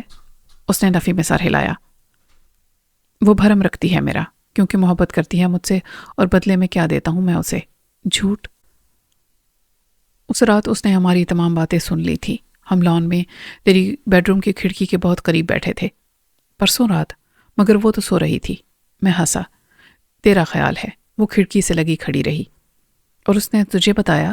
نہیں، کچھ ایسے اشارے دیے کہ میں سمجھ گیا۔ مثلاً اس نے پوچھا کہ میں استاد کیوں کہتا ہوں تمہیں، بڑے بھیا کیوں نہیں کہہ سکتا؟ ہم کب سے ساتھ ہیں، کبھی ذکر نہیں آیا تمہارا؟ اسے شک ہے، بالکل ہے کہ میں وہی کام کر رہا ہوں۔ تجھے بتایا تھا نا کہ وہ حوالات میں ملی تھی۔ شادی کے بعد میں نے بڑی جھوٹی قسمیں کھائیں، اللہ معاف کرے۔ اس نے دونوں کانوں کو چھو کر کہا، یہ آسان نہیں ہے فرید۔ میں فرید نہیں سلیم ہوں، اپنے ساتھ مجھے بھی مرواؤ گے؟ ابے زبان پر چڑھا ہوا ہے، تو بھی تو استاد کہتا ہے۔ میں ملک غلام محمد ہوں۔ کچھ دیر کی خاموشی کے بعد میں نے کہا، ناممکن کچھ بھی نہیں بڑے بھیا، میں تو جی رہا ہوں نام بدل بدل کے، تم بھی یہی کرو۔ میں تو تھا خالی ہاتھ، تمہارے پاس بہت سی دولت ہے۔ اس نے اقرار میں سر ہلایا۔ مجھے خود اندازہ نہیں کہ کتنی ہے، بینک میں تو 40-50 لاکھ ہیں۔ اور باقی کہاں ہیں؟ پڑے ہیں ایک محفوظ جگہ پہ۔ سونا ہے جو ایک سونار کے پاس رکھا تھا، ابھی بتاتا ہوں۔ وہ اٹھ کے گیا اور کہیں سے ایک ڈائری لے آیا۔ اس میں سب لکھا ہے۔ وہ کچھ دیر ٹوٹل کرتا رہا۔ 20 سیر سمجھ لے۔ اف، اتنا سونا؟ اور تم پھر بھی اب تک ڈاکے ڈال رہے ہو؟ میری سمجھ میں کچھ نہیں آتا۔ تو ہے پڑھا لکھا آدمی، بتا میں کیسے غائب ہو سکتا ہوں بیوی بچوں سمیت؟ بہت آسان ہے تمہارے لیے، کسی دوسرے ملک کی شہریت لے لو۔ یہ اتنا آسان ہے سالے؟ ہاں، پیسہ ہو تو سرحد کوئی نہیں۔ وہ خود بلاتے ہیں کہ آئیے سرمایہ کاری فرمائیے، اور شہریت حاضر ہے۔ کینیڈا، آسٹریلیا، امریکہ، محفوظ ترین جگہ آسٹریلیا ہے۔ شہر سے دور زمین خرید لو بے حساب، لمبے چوڑے فارم، مویشی۔ وہاں پاکستان جیسا حال نہیں ہے کہ گاؤں یا ویرانے میں زندگی کی کوئی سہولت نہ ملے۔ بجلی، فون، ٹی وی، ٹرانسپورٹ، علاج معالجے کی سہولت، سب شہر جیسی۔ فارمر تو اپنے پرائیویٹ جہاز کو کار کی طرح استعمال کرتے ہیں۔ اس کو دلچسپی پیدا ہو گئی۔ یہ کیسے ہوگا، مجھے سمجھاؤ۔ پہلے تو نام بدلو، شناختی کارڈ بنوا لو میری طرح، پھر پاسپورٹ اسی نام سے فورن ایکسچینج اکاؤنٹ کھول لو۔ کوئی نہیں پوچھتا کہ ڈالر یا پاؤنڈز کہاں سے آئے، اور ویزے کے لیے اپلائی کر دو۔ 2-4 مہینے روپوش رہو کسی گاؤں یا تہہ خانے میں۔ دن کو مت لکھ لو، رات کو نکلو، اور موقع ملتے ہی باہر نکل جاؤ۔ کسی کا باپ بھی تمہیں ڈھونڈ نہیں پائے گا۔ اچانک ڈرائیور آیا۔ یہ اخبارات ہیں سر جی۔ میں نے اپنے کیس کی پروگرس دیکھنے کے لیے ایک اخبار اٹھا لیا۔ اس میں 4 صفحے کا ایک تصویری اشتہار تھا، اور میری نظر اس چہرے پر جم کر رہ گئی۔ میرے سامنے صفحے کے نچلے حصے پر دائیں جانب ریشم کی تصویر چھپی ہوئی تھی۔ ویسا ہی پینسل سکیچ تھا جیسا کہ اشتہاری مجرموں کے خاکے بنانے والے پولیس کے آرٹسٹ تیار کرتے ہیں۔ وہ سب سے پہلے چہرے کا خاکہ لیتے ہیں کہ وہ بیضوی تھا، کتابی، لمبوترا یا گول، پھر اس پر آنکھیں بناتے ہیں، ہونٹ، ناک، اور بس جو اصل صورت کے قریب ہوں۔ پھر گردن اور بالوں کا سٹائل وہ تبدیل کرتے جاتے ہیں، یہاں تک کہ تصویر کی اصل کے قریب آ جاتی ہے۔ 100% نہ صحیح، 90% صحیح۔ یہ تصویر دیکھتے ہی میں سمجھ گیا کہ کس نے شائع کرائی ہوگی، بس اس کی عبارت بہت مختلف تھی۔ میں نے اس سے پہلے شہری ہوشیار باش کے عنوان سے کئی دھوکے بازوں کی تصویریں دیکھی تھیں۔ کسی کو آگ کرنے پر باپ کی طرف سے بیٹے کی تصویر دیکھی تھی، اور 1-2 بار یوں بھی ہوا تھا کہ فلاں لوٹ آؤ، تمہیں کچھ نہیں کہا جائے گا، جو عموماً گھر سے کسی بات پر ناراض ہو کر چلے جاتے ہیں، اور بدحال والدین اس طرح کے اشتہار شائع کراتے ہیں۔ لیکن اس تصویر میں ریشم کا نام تھا نہ انور کا۔ اس کے نیچے 2 شعر لکھے ہوئے تھے۔ میں شرمسار ہوں، میری خطا معاف کرو، گناہ گار ہوں، میری خطا معاف کرو، اگر میں عہد وفا پر نہیں رہا قائم، قصوروار ہوں، میری خطا معاف کرو۔ میں انور کے اس تلاشی گم شدہ والے اشتہار پر دم خود رہ گیا۔ اس کی جذباتی اپیل نے مجھے بہت متاثر کیا۔ وہ ذہین آدمی تھا، اور میرا خیال تھا کہ ساری دنیا دیکھنے اور کتابی علم حاصل کرنے سے اسے کوئی فائدہ نہیں ہوا تھا۔ وہ ذہنی طور پر وہی روایتی مرد اور جاگیردار تھا۔ معلوم نہیں اس کی شخصیت میں یہ انقلاب کیسے آیا تھا۔ شاید یہ سب پانے کی امید میں سب گنوا دینے کا رد عمل تھا۔ وہ ریشم کے ساتھ روزینہ سے بھی شادی کا خواہش مند تھا، تاکہ پیر سائیں کے حصے کی نصف جائیداد میں مل جائے۔ پہلے ریشم گئی، پھر روزینہ، تو اس کے دماغ نے بیوہ بھابھی شاہینہ کو رواج کے مطابق اپنے نکاح میں لینے کا سوچا، لیکن وہ میرے علاوہ کسی کو قبول کر ہی نہیں سکتی تھی، اور انور اس کے ساتھ زبردستی نہیں کر سکتا تھا۔ آخری دھچکا شاہینہ کی موت اور پیر سائیں کے سارے خاندان کا خاتمہ تھا۔ باپ مر گیا تھا اور میں نے اس کا ساتھ چھوڑ دیا تھا۔ یہ اشتہار تنہا رہ جانے والے آدمی کے اندر رونما ہونے والی تبدیلیوں کا مظہر تھا، تنہائی کی سزا کا رد عمل تھا۔ انور نے اپنا نام بھی نہیں لکھا تھا، نہ ریشم کا۔ نہ اسے اپنی رسوائی مقصود تھی، نہ ریشم کی۔ وہ جانتا تھا کہ اس کی امید برائی اور اشتہار خود ریشم نے یا میں نے دیکھ لیا تب بھی مقصد حاصل ہو جائے گا۔ کسی نے دیکھا اور ریشم سے پوچھا تب بھی اس کی فریاد اثر کرے گی۔ پوچھنے والے کو ریشم انکار کر بھی دے تب بھی انور کی دل کی آواز اس تک پہنچ جائے گی، اکیلے میں اور راتوں کو خواب میں سنائی دے گی۔ وہ اسے نظر انداز نہیں کر پائے گی۔ استاد اندر سے چائے لے کر واپس آیا تو اس نے مجھے اپنی سوچ میں منہمک پایا۔ وہ کچھ دیر دیکھتا رہا کہ اخبار پر نظریں جمائے۔ میں اپنے خیالوں میں غرق ہوں تو اس نے پیچھے آ کر اخبار کو دیکھا اور پھر اس تصویر کو جس پر میری نظر جم کر رہ گئی تھی۔ کون ہے؟ یہ نورین ہے؟ میں چونک پڑا۔ نہیں استاد، یہ ریشم ہے۔ اور اس سے معافی مانگنے والا وہی انور ہے؟ ہاں۔ میں نے ایک گہری سانس لی۔ تمہارا کیا خیال ہے وہ کیا فیصلہ کرے گی؟ اب مجھے افسوس ہو رہا ہے کہ میں اس کو چھوڑ آیا محفوظ سمجھ کر، لیکن وہ عمر میں چھوٹی ہے مجھ سے اور عورت ہے۔ چھوٹی بہن ہمیشہ بڑے بھائی کی طرف دیکھتی ہے سہارے کے لیے، فیصلے کی گھڑی میں۔ اتنا جذباتی مت ہو، چلا جا اس سے ملنے، کس نے روکا ہے تیرا راستہ؟ مگر فرید؟ استاد تم مجھے مرواؤ گے، میرا نام فرید نہیں سلیم ہے۔ فرید وہ مجرم تھا جو پھانسی سے پہلے فرار ہو گیا تھا۔ اوہ سوری، زبان پر چڑھا ہوا ہے اس لیے منہ سے نکل جاتا ہے۔ میں اپنی بات کر رہا تھا، مجھے بتا میں کیا کروں؟ دلدل میں اتر جانے کے بعد نکلنا واقعی مشکل ہوتا ہے، میں نے کہا، لیکن کوئی باہر کھینچ لے تو پھر ہو سکتا ہے۔ میں نے تجھے کہا تھا کہ غائب ہو جا، یہ مشکل ہے تو پھر انہی سے مدد مانگ جو تجھے استعمال کر رہے ہیں۔ میں سوچ میں پڑ گیا۔ کچھ دیر خاموش بیٹھے رہے، چائے پیتے رہے۔ میرا ذہن ریشم کے معاملے میں الجھا ہوا تھا۔ اکیلی وہ خود کو کتنا مجبور اور بے یار و مددگار محسوس کر رہی ہوگی۔ پھر اچانک ایک خیال میرے ذہن میں بجلی کے کوندے کی طرح لپکا۔ یار استاد، تم نے اس ٹھیکیدار کا اتنا بڑا کام کیا تھا، کیا وہ تمہاری کوئی مدد نہیں کرے گا؟ کس کام میں؟ میں نے کہا، میرے ساتھ چلو، جو مجھ سے کہا ہے اسے بھی بتا دو، کہہ دو کہ مجھے غلامی سے آزاد کر دیں، میں شرافت سے زندہ رہنا چاہتا ہوں، مجھے زندہ رہنے دیں۔ میرے ساتھ تو بھی مارا جائے گا سلیم۔ نہیں، ایسا کچھ نہیں ہوگا، یہ تو مجھ پر چھوڑ دے، میں گارنٹی دیتا ہوں کہ تو محفوظ رہے گا، وہ خود تیری حفاظت کرے گا۔ وہ بے یقینی سے مجھے دیکھتا رہا۔ اور میرے ساتھی؟ وہ خود مختار ہوں گے، انہیں آزادی ہوگی کہ تمہارے بعد جسے چاہیں سردار بنا لیں۔ ایسا کب تک چل سکتا ہے؟ ویسے تو زیادہ دن نہیں، مگر ٹھیکیدار ہمارے ساتھ ہوگا تو فکر کی کوئی بات نہیں ہوگی۔ تو بڑے یقین کے ساتھ ذمہ داری لے رہا ہے؟ ہاں، میں ذمہ دار ہوں۔ اب تو آخری بار بھابھی سے جھوٹ بول کے کاروباری دورہ ہے اور میرے ساتھ چل۔ کہاں جائیں گے ہم؟ پہلے ریشم کے پاس، پھر انور سے ملیں گے، آخر میں ٹھیکیدار سے، مراد کے باپ سے۔ وہ چپ ہو گیا جیسے فیصلہ کر رہا ہو۔ میں نے اس کی خاموشی کا مطلب رضامندی لیا۔ رات کے کھانے پر میں منتظر رہا کہ وہ بیوی سے کوئی بات کرے، مگر وہ خاموش اور کچھ نروس تھا۔ اس کی بے حد ذہین بیوی تاڑ گئی تھی کہ دال میں کچھ کالا ہے۔ بالآخر میں نے کہا، بھابھی کل ہم چند روز کے لیے جا رہے ہیں۔ اس کا ہاتھ رک گیا۔ کسی کاروباری دورے پر؟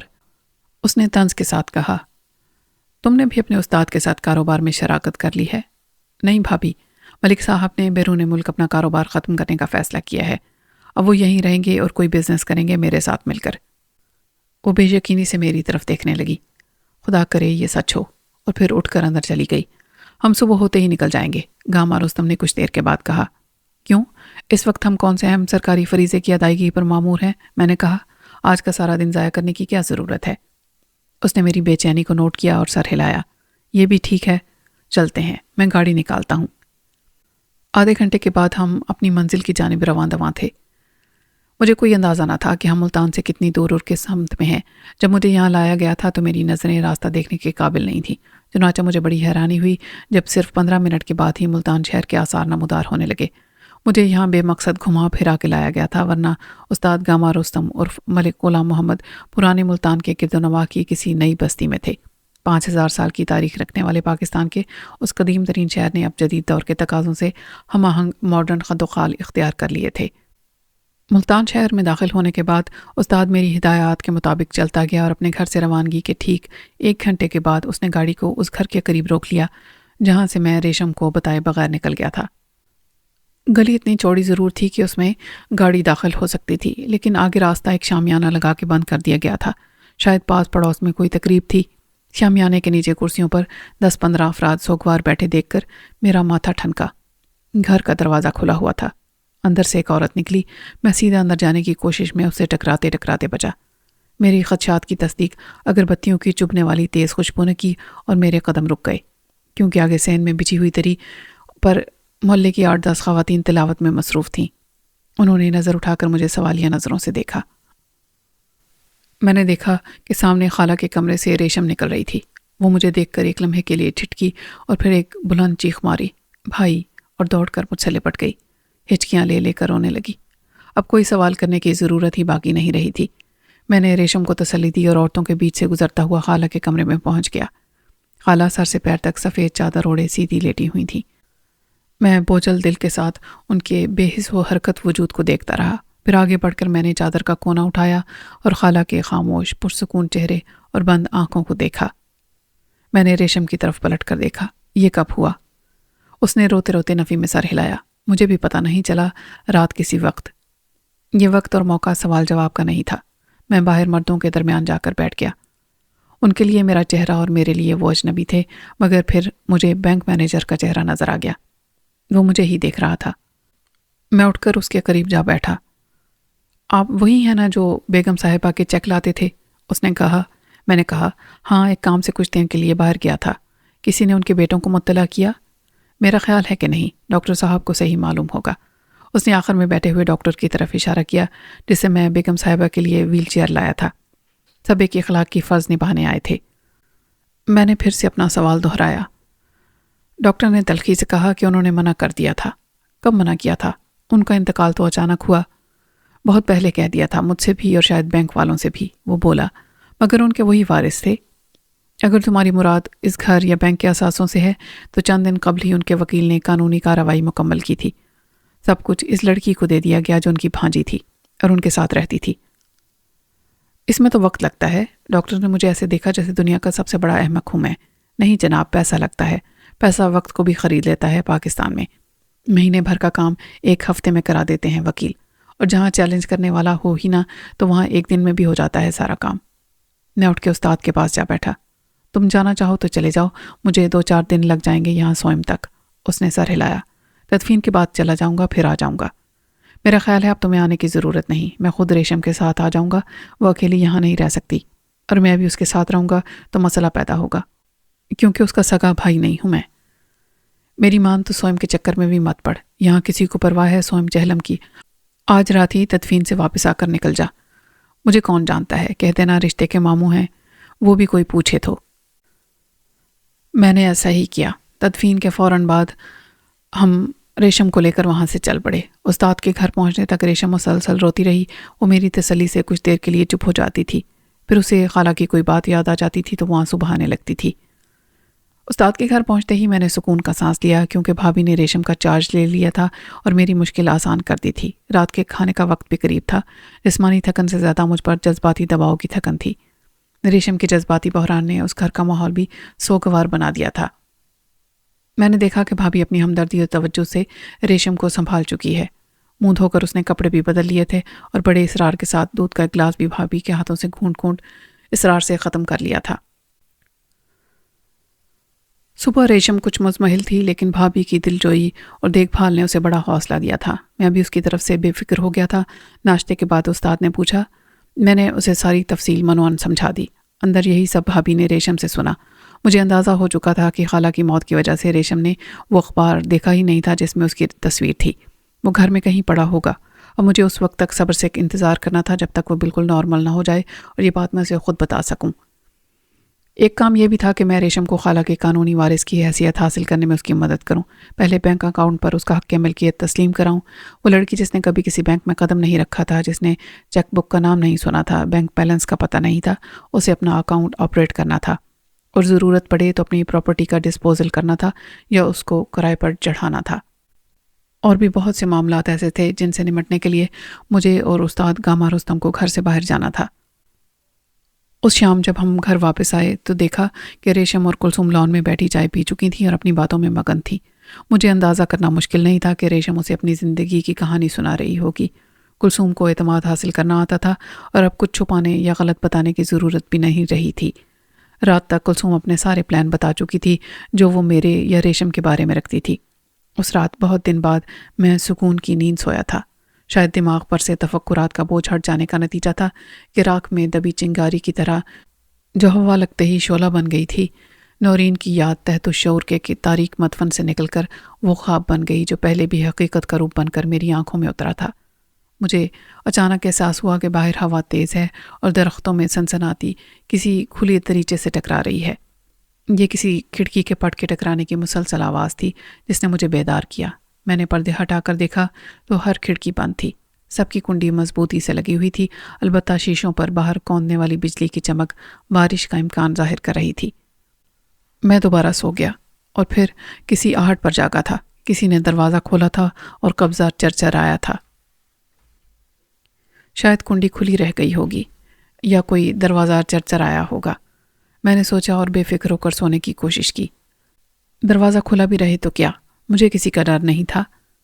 جو بات نہیں تھی وہ مکمل تاریکی تھی۔ پہلے گھر کے باہر کی لائٹس کا اجالا شیشوں پر محسوس ہوتا تھا۔ مجھے یاد تھا کہ سوتے وقت عادت کے مطابق میں نے نائٹ لیمپ آن کر دیا تھا، اب وہ بھی نہیں جل رہا تھا۔ میں نے ہاتھ بڑھا کر بیڈ سائڈ پر رکھے ٹیبل لیمپ کو جلانے کی کوشش کی مگر وہ روشن نہ ہوا۔